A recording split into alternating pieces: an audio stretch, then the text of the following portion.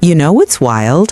While most of us are figuring out whether we can afford the name brand cereal this week, Cristiano Ronaldo wakes up in a different mansion depending on what continent he feels like being on that day. Welcome back to the channel. Today, we're taking a leisurely stroll through the life of a man who has turned the beautiful game into a beautiful bank account. But here's the thing. This isn't just a story about money. It's about what happens when talent, dedication, and an absolutely unhinged work ethic collide with global fame. So, grab your favorite beverage, get comfortable, and let's dive into the world of CR7. The humble roots. Before we talk about the fleet of vehicles that could stock a luxury dealership, we need to rewind way back to a tiny island called Madeira off the coast of Portugal. Cristiano Ronaldo dos Santos Aveiro was born in 1985 in a neighborhood called Santo Antonio. And when I say humble beginnings, I mean it. His father worked as a kit man at a local football club, and his mother was a cook. They lived in a small house with a tin roof, and young Cristiano shared a room with his siblings. Now, here's where the story gets interesting. This kid, this scrawny boy from a working-class family, had a football at his feet basically from the moment he could walk. His neighbors would later recall how he'd skip meals to keep playing, how he'd practice until the streetlights came on and then keep going. There's this beautiful irony, right?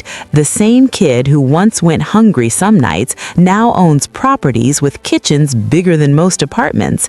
But we're getting ahead of ourselves. By age 12, Ronaldo left home to join Sporting Lisbon's academy. 12 years old, away from his family, homesick, mocked for his thick Madeiran accent, but he kept going, and by 16, Manchester United came knocking. The rest, as they say, is history written in goal celebrations.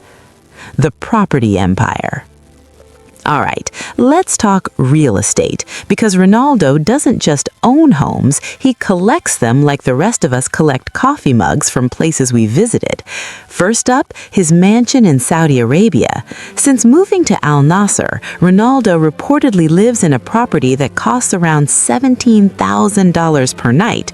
Per night. Let me repeat that for those in the back. $17,000 every single night. The place sits in the Kingdom Tower, features multiple floors, and comes with its own private gym, pool, and views that make you question your entire life trajectory. But wait, there's more. His Lisbon villa is a 7-story slice of paradise. We're talking about a property with an indoor pool, a garage that holds 7 cars, though we'll get to his car situation in a minute, and a view of the Atlantic that probably makes him homesick in the best way possible. Then there's his place in Turin from his Juventus days. Modern architecture, minimalist design, the kind of spot where you're afraid to touch anything because it probably costs more than a semester of college. Oh, and let's not forget his Madrid mansion from his Real Madrid years.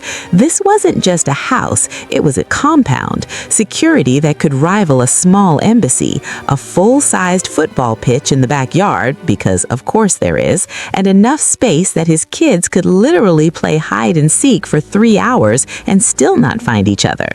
The man has invested in properties across Portugal, Spain, and the Middle East. His real estate portfolio is worth well over $100 million. That's not even counting the apartment building he bought in Manhattan. Yes, Manhattan, because why not, right? Here's the gentle humor in all this.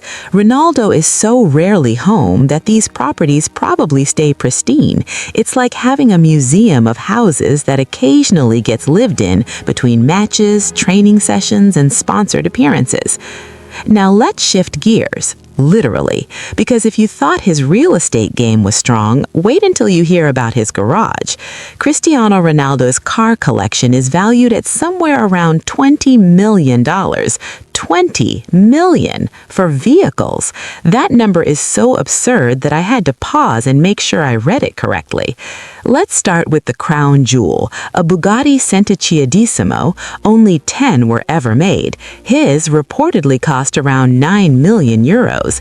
It goes from 0 to 60 in about 2.4 seconds, which is faster than most people can say Bugatti Centiciadissimo. Then there's the Bugatti Chiron, valued at roughly $3 million. The Bugatti Veyron, another couple of million.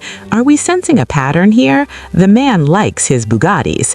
But it doesn't stop there. He's got a Lamborghini Aventador, a Ferrari Monza, a Rolls-Royce Cullinan for when he wants to feel like royalty on the way to practice, a Bentley Continental GT, multiple Range Rovers because sometimes you need options in the luxury SUV department. Here's my favorite detail. He reportedly also owns a Porsche 911 Turbo S, which by comparison is almost quaint at around $200,000. That's his budget car, his reasonable choice. The thing most of us would need to take out a second mortgage to afford is his version of a Honda Civic. And you know what's genuinely funny? With all these vehicles, he probably spends most of his transportation time on team buses and private jets. These cars are essentially very expensive lawn ornaments that occasionally get driven around Monaco. But here's where the story shifts from extravagant to genuinely sweet, because beneath all the luxury, all the flash, all the chrome and marble, Ronaldo is fiercely devoted to his family. He has 5 children, Cristiano Jr., twins Ava and Matteo, Alana and Bella. And if you follow him on social media, you'll see that despite the mansions and the cars, a lot of his posts are just dad stuff. Kids jumping on him while he's trying to do core exercises, birthday parties, dinner table moments. His partner, Georgina Rodriguez, came from her own humble background. She was working in retail when they met. Now she's living a life that seems pulled from a romance novel, but by all accounts, she keeps the household grounded. She's spoken about maintaining normalcy for the kids, despite their father being one of the most recognized faces on the planet. Ronaldo lost his father in 2005 before he could truly witness his son's greatest achievements. There's this weight to that, this sense that everything Ronaldo has built is in part a tribute to where he came from. He supported his mother and siblings throughout his career. He doesn't forget.